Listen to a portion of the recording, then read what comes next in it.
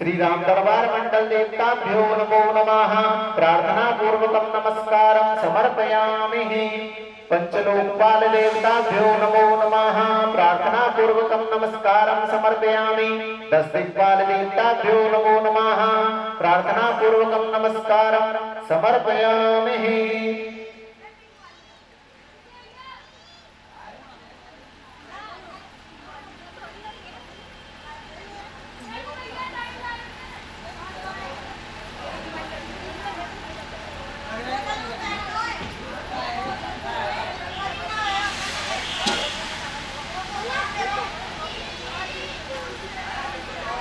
ब्रह्मा विष्णु महेश तीनों देवताओं का ध्यान करेंगे। सबसो भद्र मंडल भागवत जी में प्रधान वेदी होती है, जो प्रधान कलश रखा हुआ है वो प्रधान वेदी होती है भागवत जी के अंदर।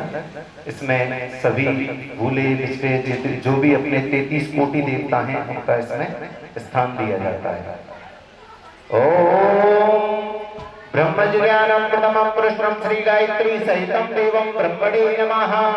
ओम शिवं शंकरं ईशानां द्वादशात्रिलोचनं उमिया सहितं देवं शिवमावाह्यम्यहम्। ओम इदं विष्णु विचक्रमे त्रीलानिदीपनं समूढपात्रं सुरेश्वाहा। ओम शान्ताकारं भुजगसेनं पद्मनाभं सुरेशं विश्वाधारं गगनसदृशं मेघवर्णं शुभांगं लक्ष्मीकान्तं कमलनयनं योगवृद्ध्यानगम्यं वन्दे विष्णुं भव्यहरणं सर्वलोकैकनाथं श्री विष्णवे नमः। आभायामि स्थापयामि पूजयामि। जलमिष्णानं समर्पयामि। पाद्यं अर्घमिष्णानं स्नानान्ते गन्धं समर्पयामि।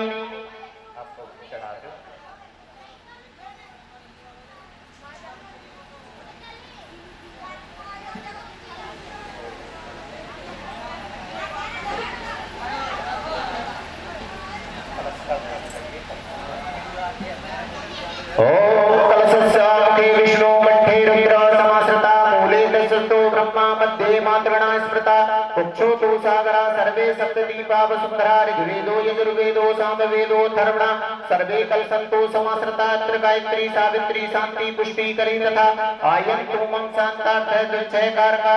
श्री वरुण देवताभ्यो नमो नमः। कलश देवताभ्यो नमो नमः। आभायामि स्थापयामि पूजयामि। जल के स्नान कराइए। जलस्नानं समर्पयामि। पाद्यं अर्घमिष्णानं स्नानान्ते पंचामृत स्नानं समर्पयामि। पंचामृतान्ते शुद्धोदक जल स्नानं समर्पयामि। फिर शुद्ध जल शुद्धोदक जल स्नानान्ते वस्त्रं समर्पयामि। वस्त्रं समर्पयामि। वस्त्रान्ते यज्ञोपवीतं समर्पयामि।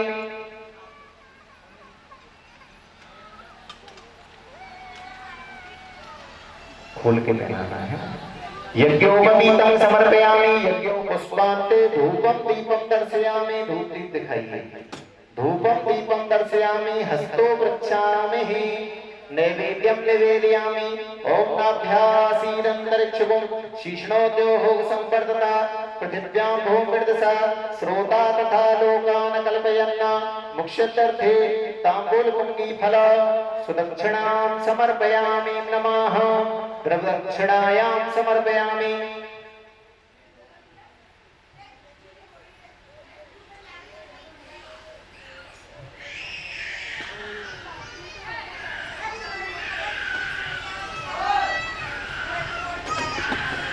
नीचे नीचे नीचे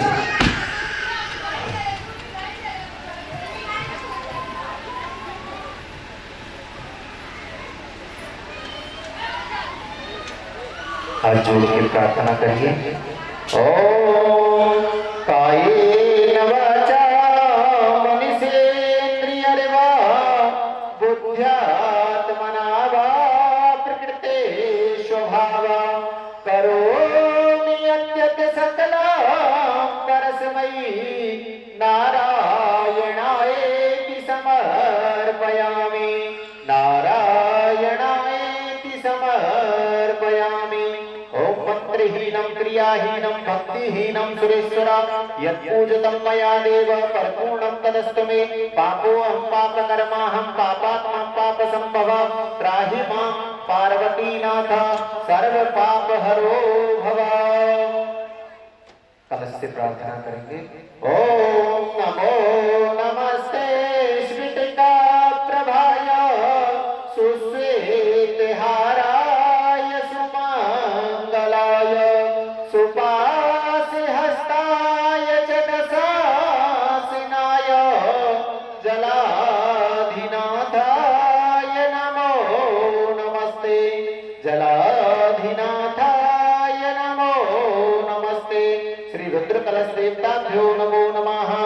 प्रार्थना पूर्वकं नमस्कारं समर्पयामि। सप्तो भद्रमंडल देवताभ्यो नमो नमः। प्रार्थना पूर्वकं नमस्कारं समर्पयामि।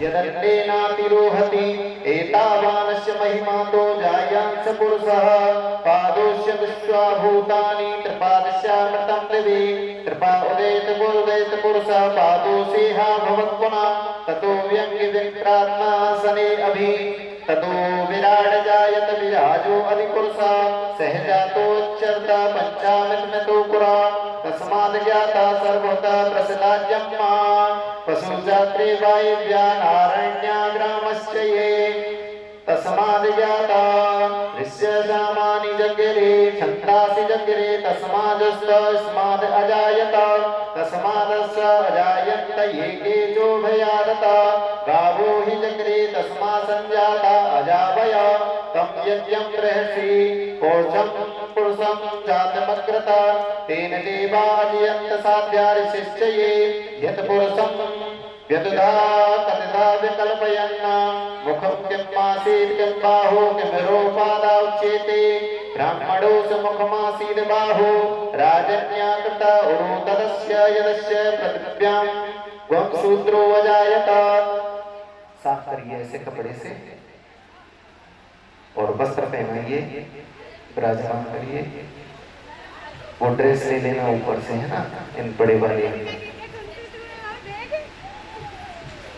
चंद्रमा मनसो जात चक्षुः सूर्यो अजायत श्रोताद्वायस्य प्राणस्य मुखादग्निरजायत। ओम नाभ्यासीदन्तरिक्षपुं शीर्ष्णोद्योः समवर्धत पृथिव्यां भूमिर्दशाः श्रोता तथा लोकान् अकल्पयन्नः मुक्षत्यर्थे ताम्बूलपुङ्गीफलं समर्पयामि।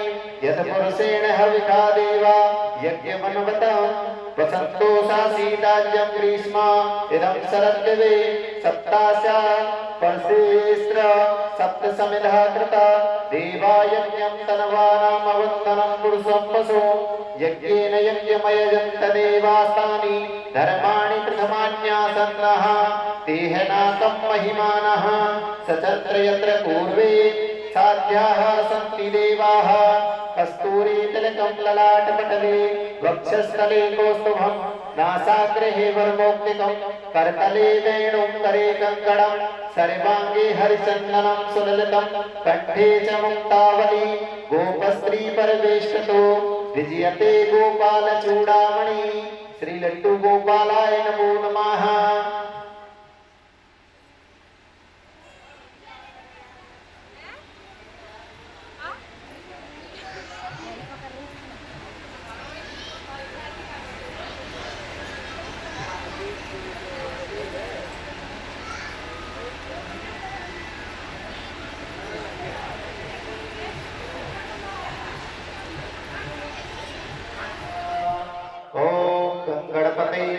स्वाहा।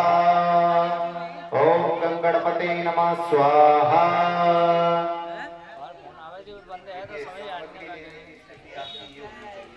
कॉल कर लेना।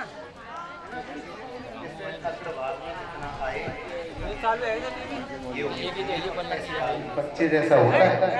अब आप ज्यादा ठूसोगे तो फिर अटक जाएगा, तो इसलिए थोड़ी थोड़ी है ना।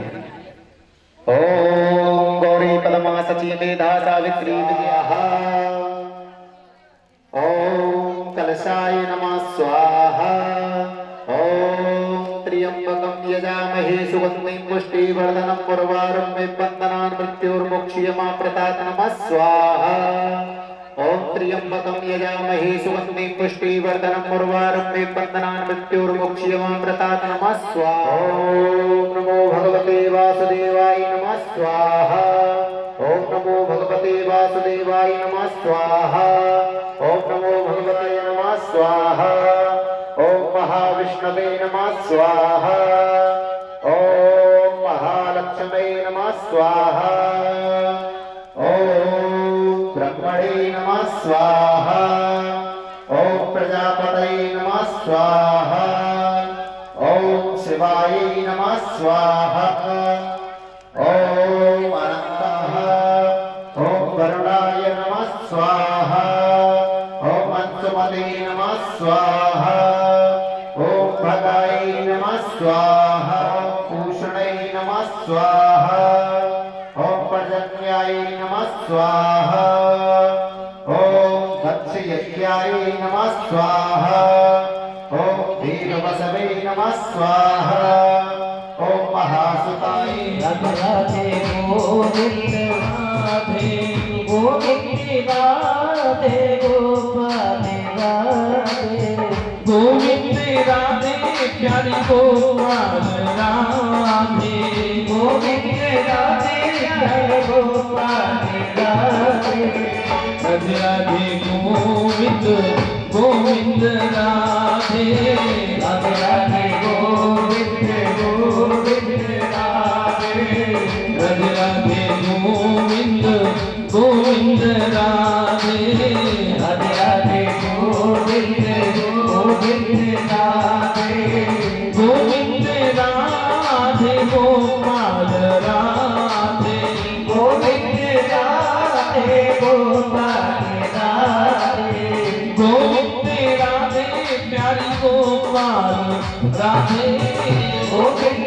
राधे गोपाल राधे राधे राधे गोविंद गोविंद राधे राधे राधे गोविंद गोविंद राधे राधे राधे गोविंद गोविंद राधे राधे राधे गोविंद गोविंद राधे राधे राधे गोविंद गोविंद राधे राधे राधे गोविंद गोविंद राधे गोविंद राधे गोपाल राधे गोविंद राधे गोपाल राधे राधे राधे गोविंद गोविंद राधे राधे राधे गोविंद गोविंद राधे राधे राधे गोविंद गोविंद राधे राधे राधे गोविंद गोविंद राधे राधे राधे राधे गोविंद गोविंद राधे राधे राधे गोविंद गोविंद राधे राधे राधे गोविंद गोविंद राधे राधे राधे गोविंद गोविंद गोविंद राधे राधे राधे तुम्हारो जस गावे अस कहती मत कंठ लगावे सनकादिक ब्रह्मादि मुनीसा नारद सारद सहित अहिसा चमको वेद दिग्पाल जहाँ पे कभी कोविद कहे सके कहाते तुम उपकार सुग्रीव कीना राम मिलाए राज पद दीना तुम लो मंत्र विभीषण माना खगेश्वर भय सब जग जाना। जुग सहस्त्र जोजन पद भानु, लीलो साई मधुर फल जानो। प्रभु मोतिका मेरे मुख माही, जगति लाग कहे अचरज लागी। दुर्गम काज जगत के जेते, सुगम अनुग्रह तुम्हारे देते। राम दुआरे तुम रखवारे, होते न आज्ञा बिन के सारे। सब सुख रहे तुम्हारी शरणा, तुम रक्षक काहू को डरना। आपन तेज समा तू अत्यंत नजदीक हो।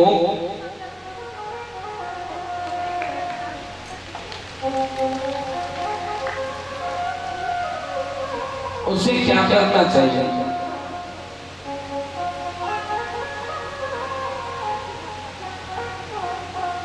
अतः इमं भाषित पृष्ठ, ऐसा बोलते ही सुखदेव जी महाराज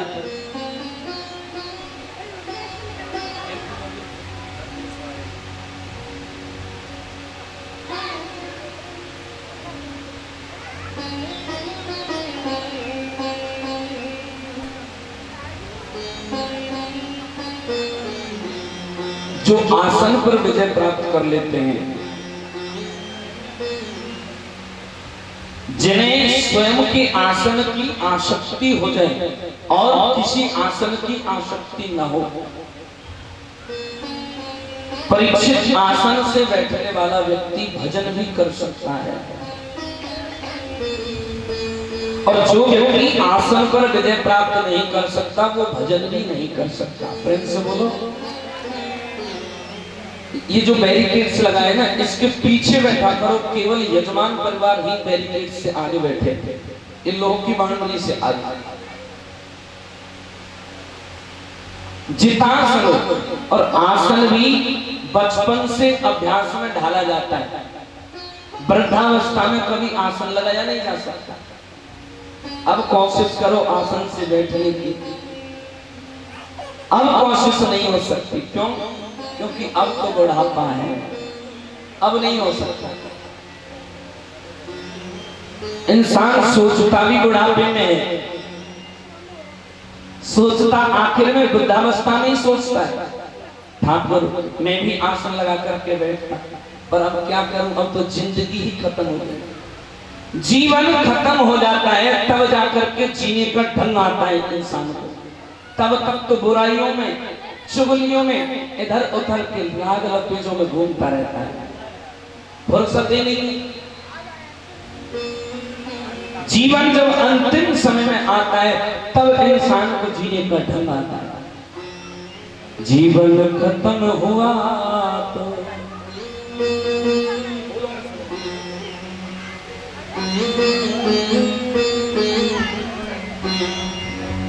जीवन खत्म हुआ तो जीने का ढंग आया। जीवन खत्म हुआ तो जीने का ढंग आया।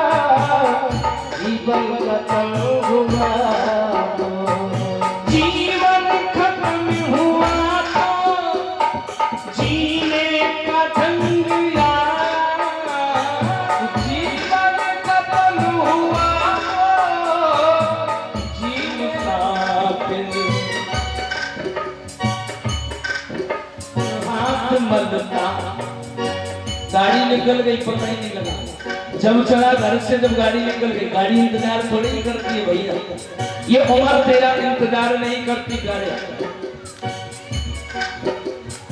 मायूस हाथ मलता मलता, मायूस हाथ मलता वापस ही घर को आया। जीवन खत्म हुआ तो जीवन खत्म हुआ तो मेरे का ढंग आया। जीवन खत्म हुआ तो जीवन खत्म हुआ तो जीने का ढंग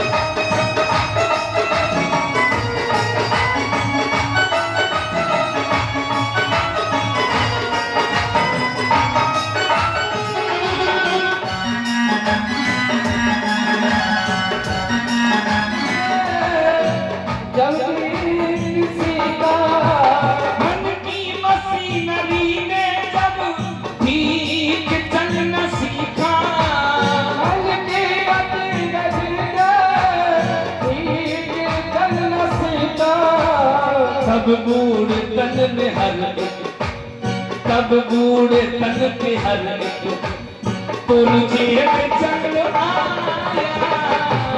खत्म हुआ जीवन खत्म हुआ तो जीने का ढंग आया। जीवन खत्म हुआ तो जीने का ढंग आया।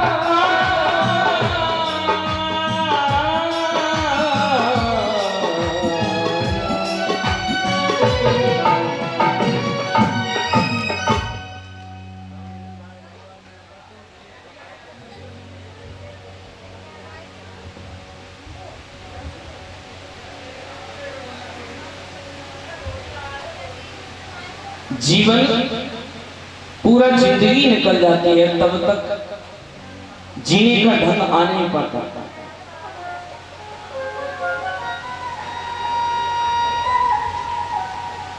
पहले आसन जीतो। आसन बचपन से ढाला जाता है, जित आसन। दूसरी परीक्षित जितासनो जित श्वास। श्वास जीतो, श्वास। श्वास कब जीतेंगे? श्वास जब जीत पाएगा प्यारे, जब तेरी श्वासों पर तुझे नियंत्रण होगा। और ये भी फिक्स है, ये निश्चित है कि तुझे निश्चित सांस मिली है, ना एक बढ़ सके ना एक घट सके, ना एक सांस बढ़े ना घटे, लिमिट की सांस मिली है।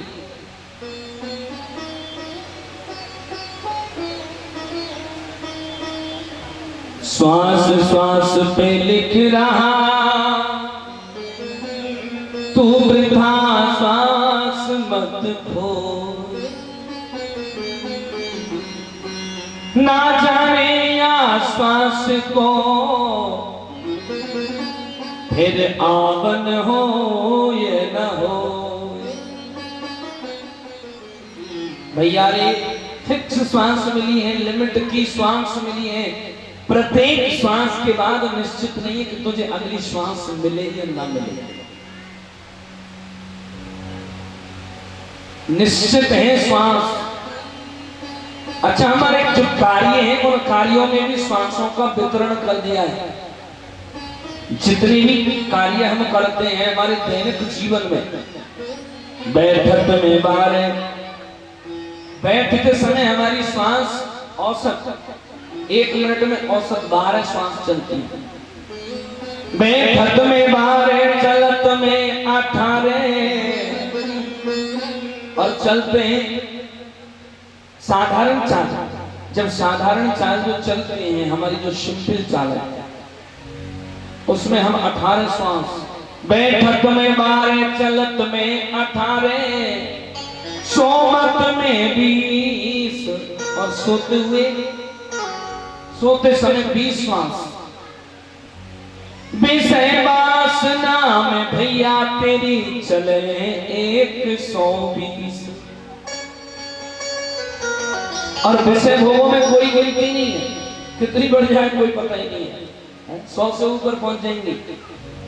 फ्रेंड से बोलो, अब बताओ हम किस में ज्यादा श्वास खो रहे हैं? फिक्स है, जितने दिन कंप्लीट हो गई तेरी श्वास, उसी दिन तुझे जाना पड़ेगा।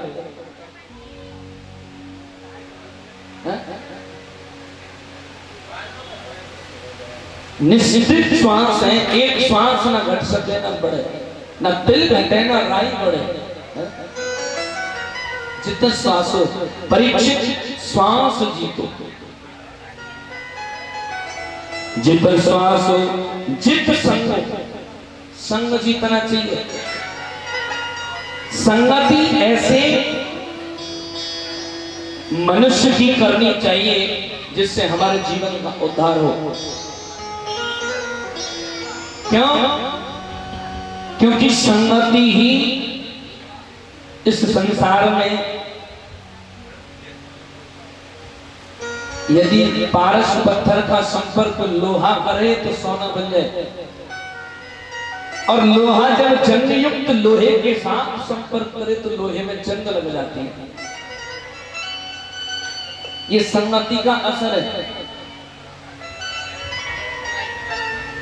यदि लोहे का संपर्क पारस पत्थर से कराएं तो लोहा सोना बन जाता है।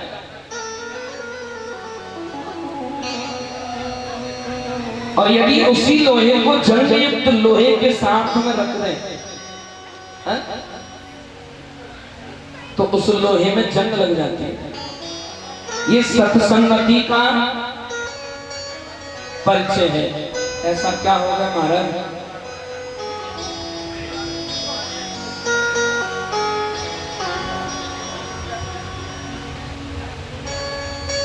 कोई शंका हो तो कोई बात नहीं, हमसे कर लो, कोई बात हो तो।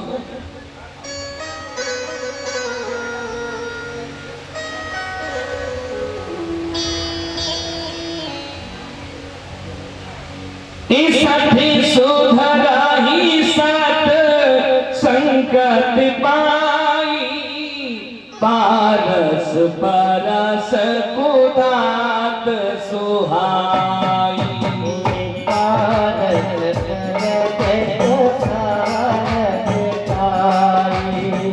सखी सुधराई, हाँ सखी सुधराही सत संगत पाई, पारस परस कुदात सुहाई। रोज थोड़ा थोड़ा हरि का भजन करने, रोज थोड़ा थोड़ा थोड़ा थोड़ा थोड़ा थोड़ा हरि का भजन करने। मुक्ति का कोई तुझे करे कर दे, मुक्ति का कोई तुझे थोड़ा थोड़ा हरि का भजन करने, रोज थोड़ा थोड़ा हरि का भजन करने।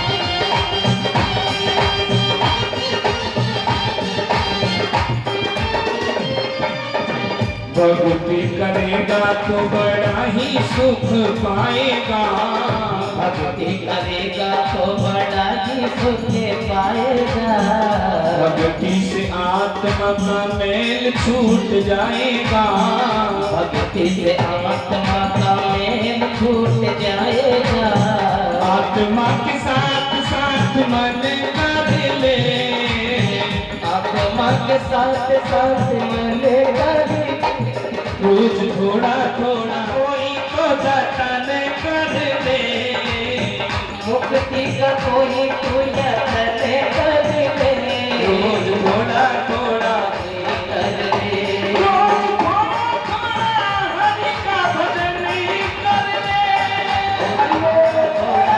हरि का भजन कर ले।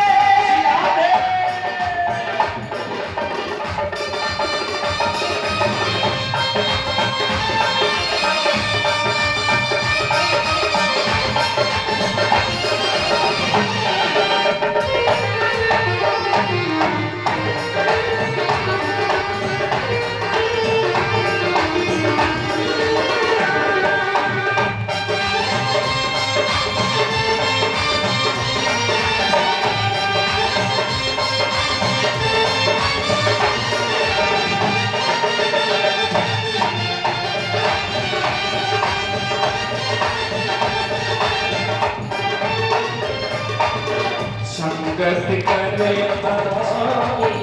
संगत करे अच्छे लोगों की, संगत करे लोगों की दबा ले जाएगी सभी लोगों की, दबा मिल जाएगी सभी लोग।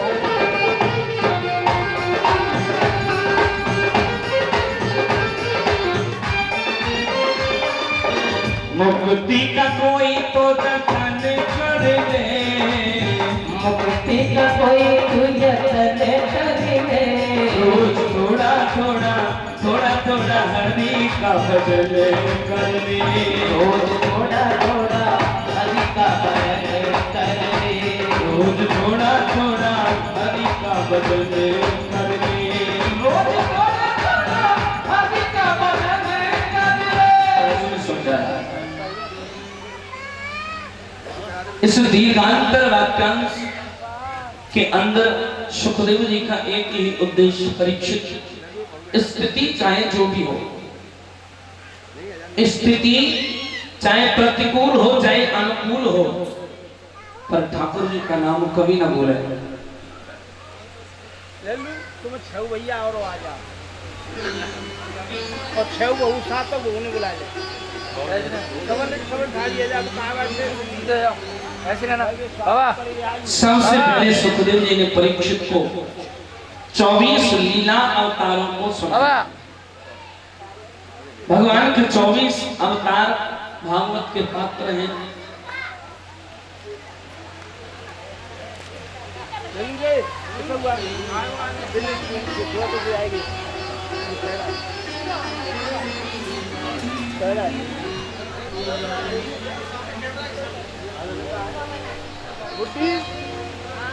उड़ा देंगे नंबर से बड़ी तो दिले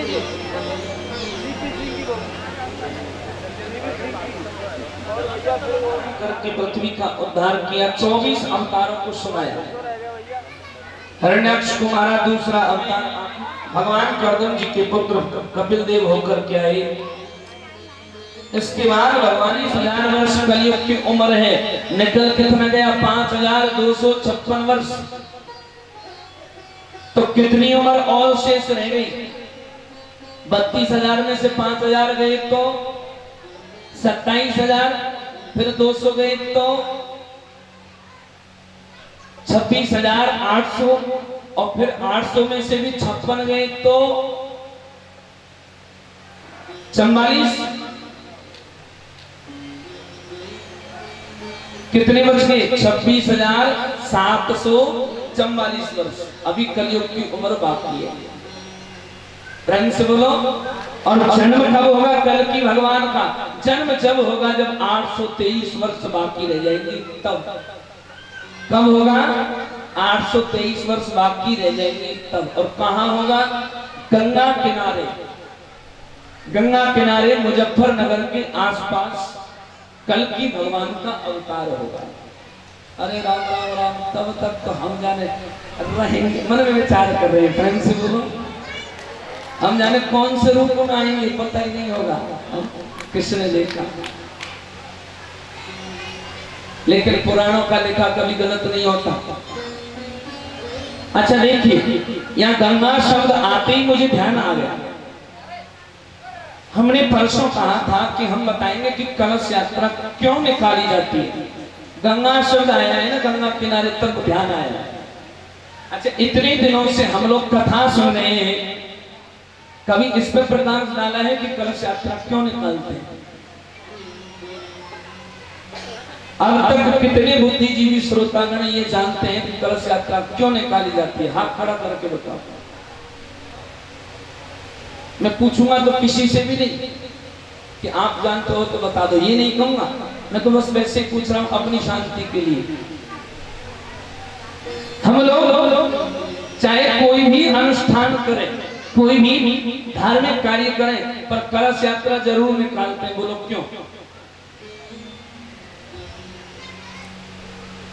ये प्रश्न काफी बार दिमाग में घूमता रहता है, बहुत बार। आइए इस शंका का समाधान करते हैं। देखिए, जब भी कोई कथा होती है, कहीं पर भी कोई कथा हो, मेरा जितने भी संत भगवान हैं सबसे निवेदन है, संत भगवान आपका आसन इधर है, इधर आए, इधर आ जाए।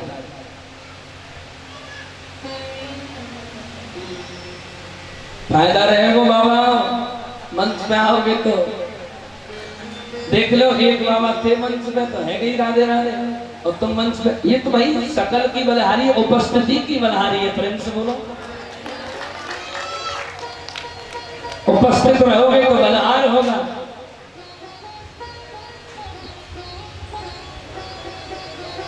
कोई भी धार्मिक कार्य करते हैं हम लोग कलश यात्रा निकालते हैं। बोलो क्यों? क्योंकि देखिए जितनी भी कथाएं हुई हैं आज से नहीं, जब से, कब से, जब भरद्वाज मुनि प्रयागराज में रहते थे और भोले बाबा पार्वती को लेकर के कुंभ में गए, और तब से चाहे किसी ने भी कथा सुनाई वो गंगा के किनारे सुनाई। एक बार त्रेता जुग माही शंभु गए कुंभज ऋषि पाही। कुंभज ऋषि ने भी उनको कहां कथा सुनाई? गंगा किनारे। यहां भागवत में भी देखो ज्ञान और वैराग्य और भक्ति दोनों को कथा कहां सुनाई? गंगा किनारे। भोलेनाथ ने पार्वती को कथा कहां सुनाई? अमरनाथ गंगा के किनारे। सुखदेव जी ने परीक्षित को कथा कहां सुना रहे? गंगा किनारे। जितनी भी कथाएं कान वसंत जी गरुड़ जी कथा सुना रहे कहां? गंगा किनारे। याज्ञवल्क्य जी भारद्वाज मुनि को कथा सुनाई गंगा किनारे। श्रोता वक्ता ज्ञान निधि कथा राम की बूढ़। चाहे कहीं भी कथा हुई हो सब कथाएं गंगा किनारे। सूत जी महाराज भी सौनकादि ऋषियों को नैमिषारण्य क्षेत्र में कहां कथा सुना रहे? गंगा किनारे। जाग जरा ओ जाग जरा पहचान जरा, ए तू जाग जरा पहचान जरा, ओ तेरी गठरी में लाके चोर मुसाफिर। जाग जरा तेरी गठरी में गए चोर। जाग जरा ओहो जाग जरा पहचान जरा, जाग जरा हाँ तू जाग जरा पहचान जरा, जाग जरा तेरी कटरी में लाके चोर मुसाफिर। जाग जरा तेरी कतरी में गए चोर मुसाफिर। जाग जरा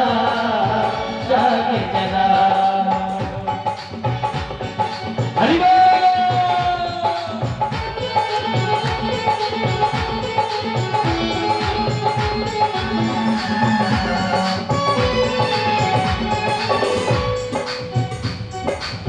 सोमत तुम्हें बहुत दिन बीते, सोमत तुम्हें बहुत दिन बीते, सोमत तुम्हें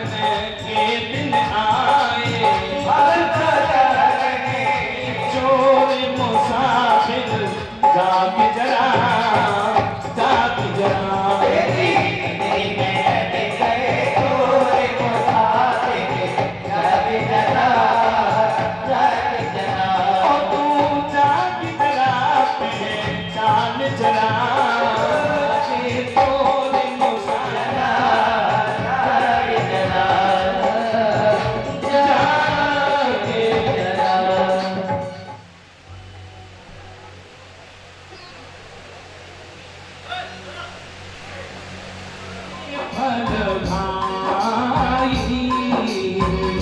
बेहद देखो ये फल भाई भजिए राम सब काम बिहाई भजिए राम सब काम बिहाए भजिए राम सब काम बिहाई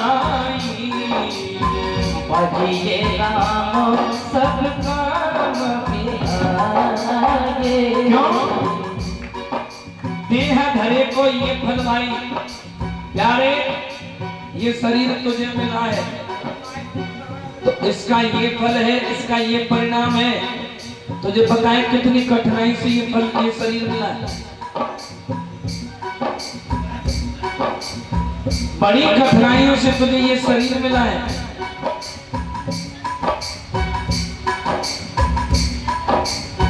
मारे भागी मनुष्य तन पावा बड़े भाग मानस तन पावा सुर दुर्लभ सद्ग्रंथन गावा सोरे दुर्लभ सद्ग्रंथन गावा प्यारे बड़े भाग्य से ये तेरे प्रारब्ध का उदय कि तुझे मनुष्य जन्म मिला मनुष्य जन्म मिला ये शरीर मिला तो इस शरीर का एक नियम है कौन सा नियम यदि ये शरीर प्राप्त किया है तो शरीर का नियम है देह धरे को ये फल भाई भजिए राम सब काम बिहाई भजिए राम सब काम बिहारी देह धरे को ये फल भाई देह धरे को ये फल भाई भजिए राम सब काम बिहाई देह धरे को ये फल भाई भजिए राम सब काम बिहाई चाहे 100 काम छोड़ दे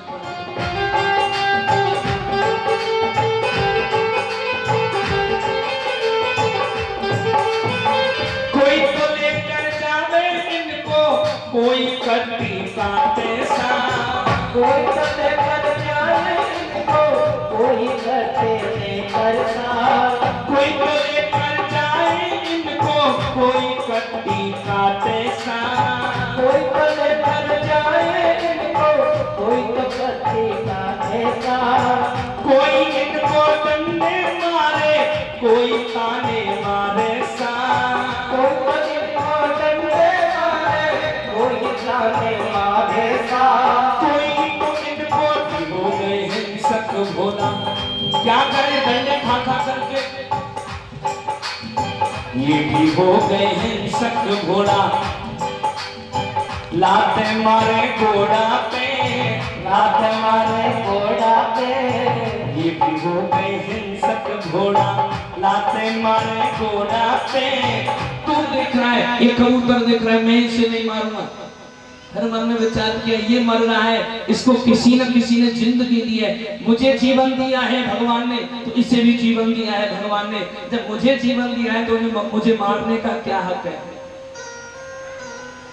मुझे जिंदगी दी है मैं किसी और को जिंदगी नहीं दे सकता तो किसी को मार भी नहीं सकता लेकर कबूतर को आए आकर के गुरुजी को दे दिया गुरुजी शिष्य बनाओ या मत बनाओ मैं कबूतर नहीं मारूंगा बोले क्यों कि मुझे तो ऐसी जगह कोई नहीं मिली जहां कोई नहीं देख रहा हो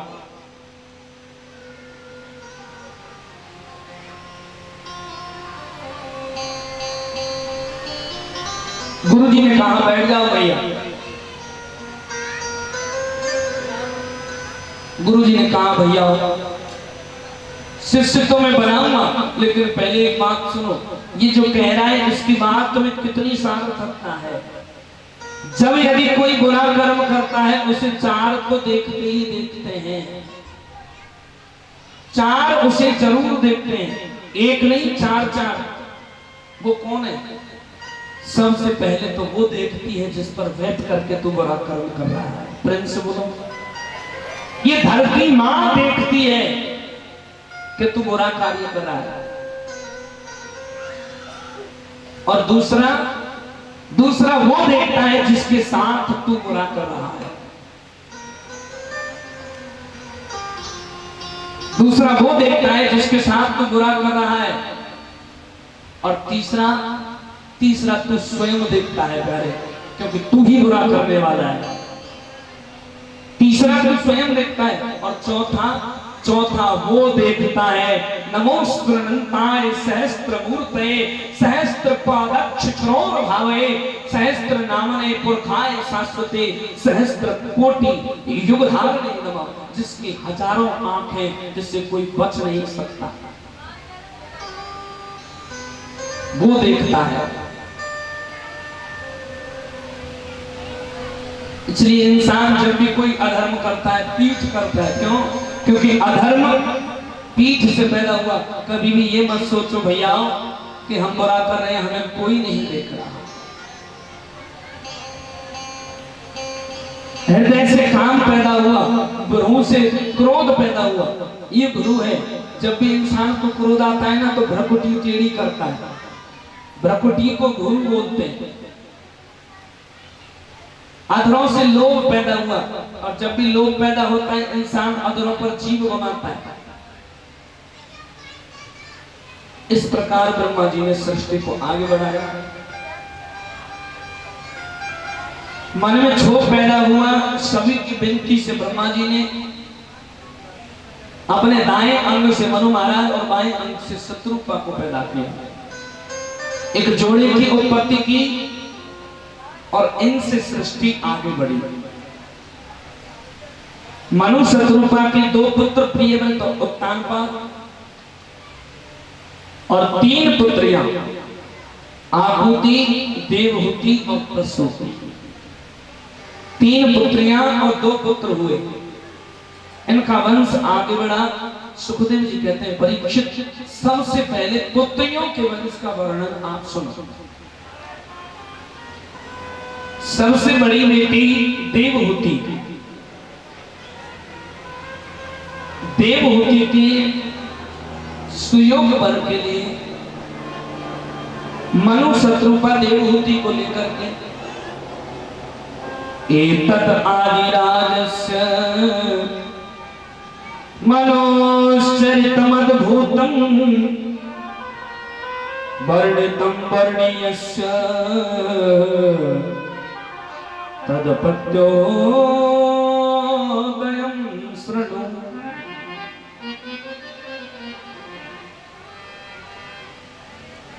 पितृव्यां प्रस्थिते साधि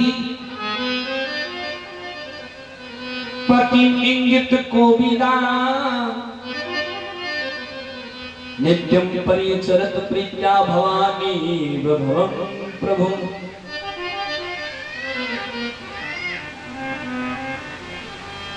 माता पिता दोनों लेकर के देवहूति को पहुंचे कर्दम मुनि के पास।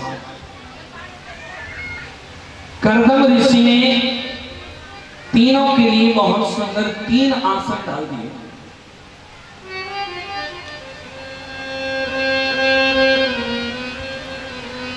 एक आसन मनु महाराज के लिए, एक शत्रुपा के लिए और एक देवहूति के लिए। एक आसन पर विराजे मनु महाराज, दूसरे पर बैठ गई शत्रुपा। अब तीसरे आसन पर बैठने से पहले देवहूति मन में विचार कर रही है कि मुझे मेरे होने वाले पति ने आसन डाला है, तो इस आसन पर मुझे बैठना चाहिए या नहीं बैठना चाहिए? प्रेम से बोलो। इस आसन पर मुझे बैठना चाहिए कि नहीं बैठना चाहिए? मन में विचार किया देवहूति ने, आसन पर बैठ जाऊं, बराबर आसन पर बैठूं तो होने वाले पति जय राम जय जय राम श्री राम जय राम जय जय राम श्री राम जय राम जय जल के नदी का महत्व नहीं होता, सूखी नदी कोई काम की नहीं। सीता ने कह दिया मैं अपने पतिव्रत धर्म को निभाने वन चलूंगी महाराज, और तुम बन जाओगे, तुम्हारे साथ मेरी भी बन जाएगी महाराज, मैं जब बन जाऊंगी तो। यहाँ भी संतों ने थोड़ी सी शंका पैदा कर दी। जब सीता बन गई राम जी के साथ, तो लक्ष्मण के साथ उर्मिला नहीं गई थी क्या? लक्ष्मण भी तो गए थे, तो उर्मिला पतिव्रता नहीं।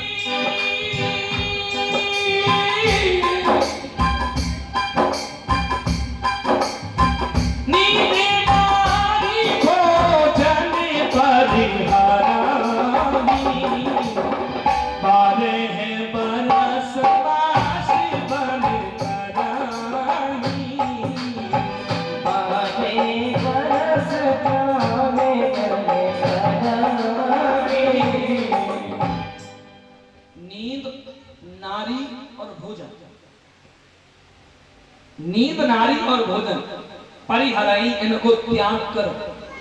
और जो 12 वर्षों तक 12 वर्ष बांस बन कर तीन चीज, नींद 12 वर्षों तक सोए नहीं, नारी 12 वर्षों तक नारी के स्पर्श में नहीं जाए, और भोजन 12 वर्षों तक भोजन नहीं करे। वो मेरे पति को मार सकता है। 14 वर्षों तक, जब तक मेघनाथ नहीं मरा तब तक 14 वर्षों तक लखनलाल जी नींद नहीं ली, तो इधर उर्मिला जी भी 14 वर्षों तक नहीं सोई अयोध्या में। 14 वर्षों तक एक दूसरे से दोनों दूर रहे, नारी हो गई। और 14 वर्षों तक लखनलाल जी ने भोजन नहीं किया, तो उर्मिला ने भी 14 वर्षों तक अयोध्या में भोजन नहीं किया। प्रेम से बोलो।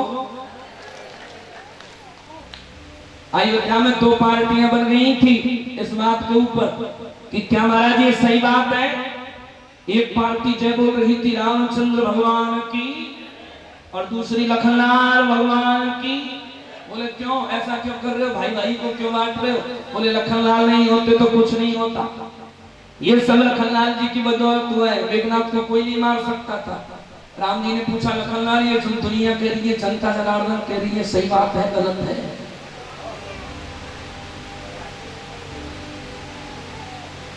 लखनलाल ने कहा महाराज मैं आपसे झूठ नहीं बोल सकता, ये सच बात है। राम जी से पूछा राम जी तुम ही बताओ, तुमने देखा कभी लखनलाल सोए कि नहीं सोए? राम जी ने कहा मैं कैसे बताऊं, मैं जब सोता था, जब तक मुझे नींद आती तब तक मैं देखता था कि लखनलाल मेरी चरण सेवा कर रहा है। जब तक मुझे नींद आती लखनलाल चरण सेवा करते रहते, और जब नींद खुलती तो लखनलाल चरण दबाते हुए मिलते, तो मुझे तो पता ही नहीं चलता कि लखनलाल सोए कि नहीं। मैंने तो यही देखा कि लखनलाल जागते रहे, तो स्पष्ट हो गया कि लखनलाल ने नींद क्या किया। प्रेम से बोलो। नारी ये तो स्पष्ट है महाराज, यहाँ अयोध्या में रही थी उर्मिला और वहां वन में रहे थे लखन।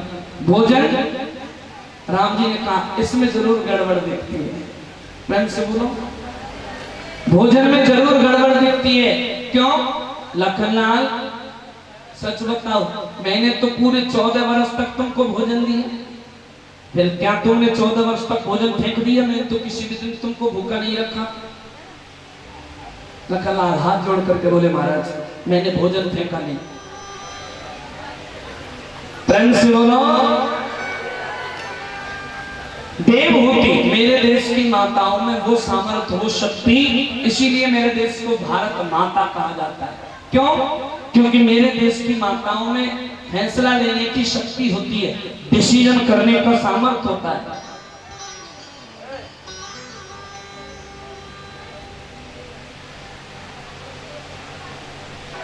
इसीलिए मेरे देश को भारत माता कहा जाता है। नहीं किसी देश को देखा है कि इंग्लैंड माता, के जर्मन माता, के जापान माता, का रूस माता, मेरे देश को कहा जाता है भारत माता की, क्योंकि यहाँ की माताओं में शक्ति है। देवहूति ने गर्दन हिला करके स्वीकारोक्ति दे दी, जैसी आपकी इच्छा महाराज। पाणी ग्रहण संस्कार हुआ। पाणी ग्रहण संस्कार करके कर्दम और देवहूति को छोड़ करके मनु और शत्रुपा अपने गृह मंदिर के लिए प्रस्थान किए। 12 वर्षों तक लगातार देवहूति ने कर्दम की सेवा की। विवाह के तुरंत बाद में 12 वर्ष पूर्ण होने के बाद एक दिन देवहूति ने मन में सोचा कि अब तो 12 वर्ष पूर्ण हो गए। 12 वर्ष पूर्ण होते कर्दम मुनि के चरणों में जाकर के सिर रख दिया।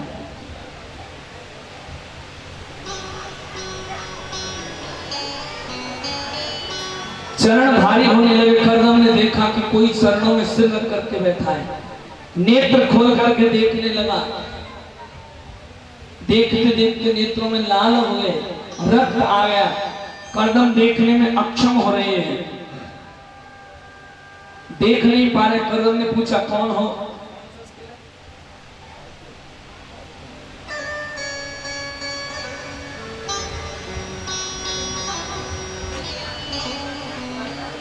कर्दम पूछे कौन हो? देवहूति ने कहा धन्य हो महाराज, आप ही मेरे पति हो महाराज। मैं आपकी अर्धांगिनी हूं, मैं आपकी पत्नी हूं। अपने पत्नी होने का सबूत दिया तो देवहूति को पहचान गए, प्रसन्न हो गए। कर्दम की आंखों में आंसू आ गए। बोलो आप क्या चाहते हो? देवहूति बोली प्रभु प्रतिव्याम प्रस्थिते साधवी पति में इंगित को विदा।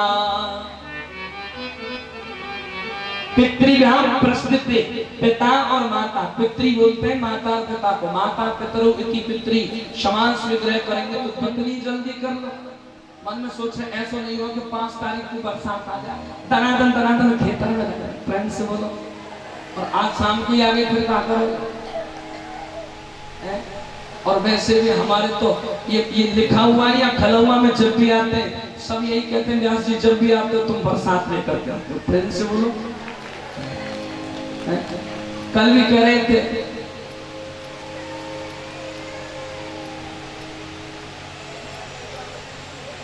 कल शाम को भी बात चल रही थी। वहां ऊपर 2-3 भगत जी गए थे मेरे पास।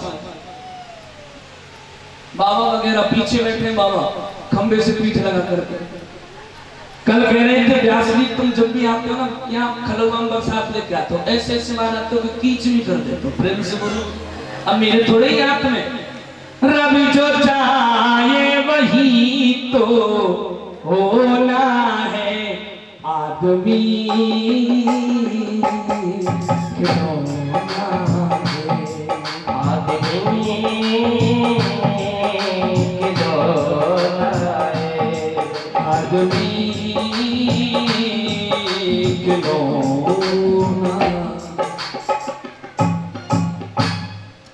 तेरी सत्ता के बिना हे प्रभु मंगल मूल पत्ता तक हिलता नहीं, खिले न कोई फूल। मेरी मर्जी के बिना कुछ भी नहीं हो सकता, मैं जो चाहता हूं मां वही होगा। ठीक है महाराज, चलो एक बात बताओ। अथ तेषं प्रवक्ष्यामि, यहाँ कर्दम और देवहूति का सांख्य योग का उपदेश, कपिल देव और देवहूति का। अथ तेषं प्रवक्ष्यामि तत्त्वानां लक्षणं पृथक् यद् विदित्वा विमुच्येत पुरुष प्राकृतिक गुणः।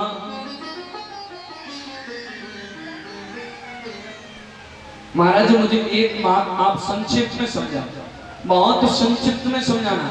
देवहूति ने कपिल देव से अगला प्रश्न किया, कौन सा? कि महाराज एक बात बताओ, ये प्रकृति और पुरुष अलग अलग होते हैं कि एक ही होता है? लोग कहते हैं ना प्रकृति पुरुष, ये प्रकृति और पुरुष दोनों अलग होते हैं या